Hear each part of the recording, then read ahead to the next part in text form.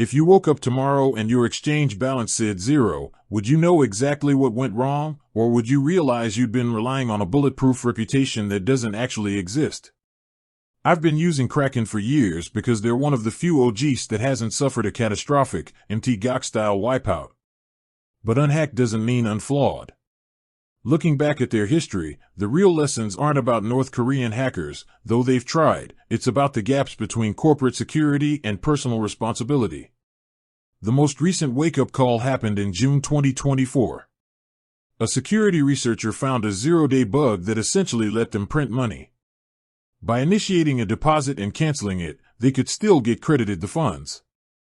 This wasn't a sophisticated cryptographic breach, it was a logic error in a new UI update. Nearly $3 million was siphoned out of Kraken's treasury. While no user funds were lost, it proved that even the most secure platforms are one bad code push away from a crisis.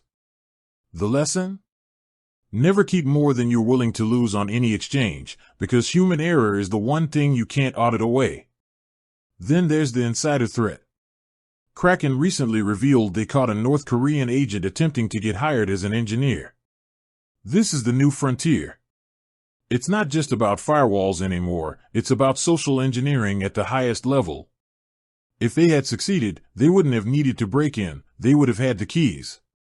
For us, this means the exchange's internal culture and productive paranoia are just as important as their cold storage stats. But the biggest breach I've seen isn't a headline, it's the individual one. Most people losing money on Kraken today aren't victims of a platform exploit, they're victims of SIM swapping or phishing. I learned the hard way that SMS2FA is a trap. If your phone number is your recovery method, you're vulnerable. From my experience, if you want to actually be secure on Kraken, you have to do 3 things they won't force you to do. Move to hardware keys.